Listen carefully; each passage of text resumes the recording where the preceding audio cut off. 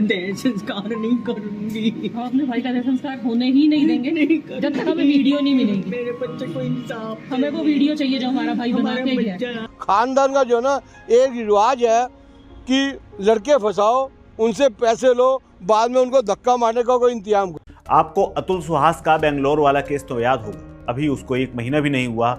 वैसा ही एक मामला अब राजधानी दिल्ली से सामने आया। राजधानी दिल्ली में एक कैफे संचालक पुनीत खुराना ने वैसा ही कांड अपने साथ कर लिया जैसा अतुल सुहास ने अपने साथ किया। यहाँ समानता एक है कि दोनों अपनी पत्नियों से परेशान थे। खुराना ने मंगलवार को मौत को गले लगा लिया। वहीं उसकी मां और बहन ने अब तो यहाँ तक कह दिया है कि जब तक उसका आखिरी वीडियो सामने नहीं आता, पुलिस उसे सौंप नहीं देती, तब तक वो अपने बेटे का अंतिम संस्कार नहीं करेंगे। देह संस्कार नहीं करूंगी। हम अपने भाई का देह संस्कार होने ही नहीं देंगे जब तक हमें वीडियो नहीं मिलेगी। मेरे बच्चे को इंसाफ, हमें वो वीडियो चाहिए जो हमारा भाई बना के गया है। तो पुलिस क्यों वीडियो क्यों नहीं दे रही है? क्यों परिवार को नहीं दे रही वीडियो? आपने बात की पुलिस से? हमने बहुत में हम उनके पाँव में गिर गए, हमने उनके पाँव पकड़ लिए, मेरे पापा ने, मैंने। बताओ, हमने बोला हम आप लेके जाओ फोन, आप वीडियो लेके जाओ, हमें रिकॉर्ड करने दो, हमें फॉरवर्ड कर दो, हम फोन से रिकॉर्ड कर लेते हैं, हमारे पास भी तो होना चाहिए। इसके अलावा बहन ने तो ये भी आरोप लगाया कि भाभी और उसके मायके वाले उनके भाई को लगातार प्रताड़ित कर रहे थे। पुनीत और उसकी पत्नी के बीच में तलाक होने वाला था। दोनों के बीच कैफे को लेकर विवाद चल रहा था।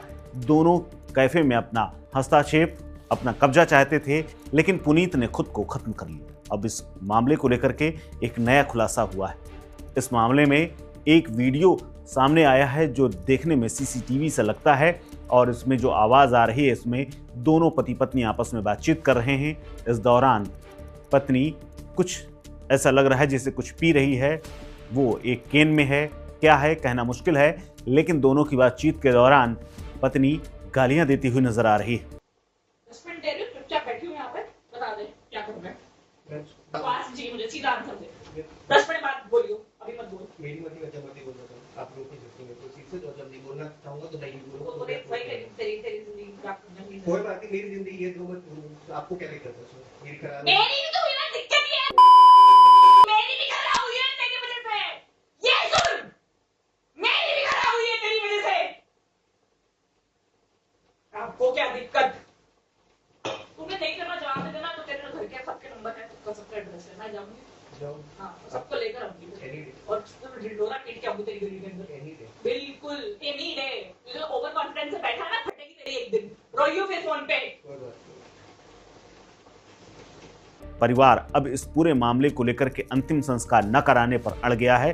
क्या कुछ कहा है मां और उसकी बहन ने, सुनिए। देह संस्कार नहीं करूंगी। हम अपने भाई का देह संस्कार होने ही नहीं देंगे जब तक हमें वीडियो नहीं मिलेगी। मेरे बच्चे को इंसाफ, हमें वो वीडियो चाहिए जो हमारा भाई बना के गया है। आपने बात की पुलिस से? हमने बहुत में हम उनके पाँव में गिर गए, हमने उनके पाँव पकड़ लिए, मेरे पापा ने, मैंने। बताओ, हमने बोला हम आप लेके जाओ फोन, आप वीडियो लेके जाओ, हमें रिकॉर्ड करने दो, हमें फॉरवर्ड कर दो, हम फोन से रिकॉर्ड कर लेते हैं, हमारे पास भी तो होना चाहिए। पुनीत खुराना के इस मामले को लेकर के पुनीत के पिता ने भी बड़ा बयान दिया है। मेरे संबंधी ने शादी बेटे के रिश्ता होने से पहले, यानी कि करीब 8.25 साढ़े 8 साल पहले, टोटल 1,35,00,000 प्लस उसके बाद जो है किस्तों मैंने उसको 30 लाख रुपये और दिया था। उसने बोला कि ब्याज दूंगा आपका, थोड़ी मुझे हाथ टाइट है, इन आदमियों को मैंने पैसे देना है, तो मेरे से जो है उनके नाम के चेक कटवाए गए। जो कैश था उसने अपने पास रख लिया। मुझे यह कहा कि ब्याज दूंगा तुम्हें। जब रिश्ता हो रहा था हम भी थोड़े सोचते चले अच्छे आदमी हैं, जब कह रहे हैं तो इनकी थोड़ी परेशानी है, तो हमने इनको दे दिया। मकान बेचा, वही मकान इसने बेचा, इसी ने बना के दिया था। उसके बाद तो ये ब्याज नहीं दिया। उसके बाद 2-3 महीने या 4 महीने बाद मैंने अपने बेटे की शादी की। 1-2 महीने बाद ही जो है बेटे की पत्नी ने घर में जो है मेरे बेटे से क्लेश करना शुरू कर दिया। वो से लेके आज 8 साल तक हो गए, हर टाइम उससे क्लेश ही रहता था। प्लस अब पिछले 3-4 साल से मेरा बेटा, मेरी उसकी घरवाली इकट्ठे नहीं रहते थे। मतलब इनका क्लेश इतना बढ़ गया था, बदतमीजी करती। 2 साल से लड़का मेरे यहाँ आ गया था, वो अपने मायके चली गई थी। उसके बाद जो है ये बेकरी में इनकी पहले पार्टनरशिप थी, वहाँ भी बदतमीजी होती थी, गाली गलौज करती थी मेरे बेटे से। अब वो बेकरी मेरे बेटे के नाम हो गई, तब भी आके वहाँ पे क्लेश करती थी, हम ये कर देंगे वो कर देंगे, तेरे बाप बेटे को बाप माँ बाप को घर से जो है धक्के मार के बाहर निकाल देंगे, बदमाश वहाँ बिठा देंगे, तेरे बाप के बस में जो तू करके देख लियो। तो मतलब इतना रिस्पेक्ट किया कि सामने आपको बता नहीं सकते। मेरे साथ बदतमीजी की जब मेरे यहाँ थी तो तब उसने एक ही बार बदतमीजी की थी, लेकिन वो इतनी गंदी नहीं थी कि मैं जो उसको ये डिस्क्लोज करूँ। लेकिन बेटे के साथ तो जब मेरे साथ थी तभी वो कमरे में से बदतमीजी करती ही रहती थी, क्योंकि उसकी बड़ी बहन भी ऐसी है, उसका भी अपने पति के साथ क्लेश कर रहा है। उसके पति के पैसे से लिया हुआ जो मकान है उसकी बीवी ने कब्जा कर रखा है।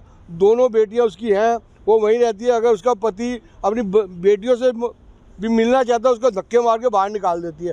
मतलब इस ख़ानदान का जो है ना एक रिवाज है कि लड़के फंसाओ, उनसे पैसे लो, बाद में उनको धक्का मारने का कोई इंतजाम करो। MBA पुनीत ने की थी, वो इकट्ठा क्लास फेलो थे भाई, इतनी दोस्ती थी, उसके अलावा कोई दोस्ती नहीं थी। लेकिन क्या है कि इनका प्लानिंग बड़ा लंबा था कि इनको कैसे कैसे काबू किया जाए। क्यों, जिसकी दोनों बेटियां बदतमीज होंगी तो माँ बाप भी सोचे ऐसी जगह उनको ब्याह कर दो कि लड़के शीव हो, घर शीव हो। जो लड़की अगर गाली गलौज या कुछ भी करे वो बेचारे बर्दाश्त करते रहे। सही इतनी बात थी।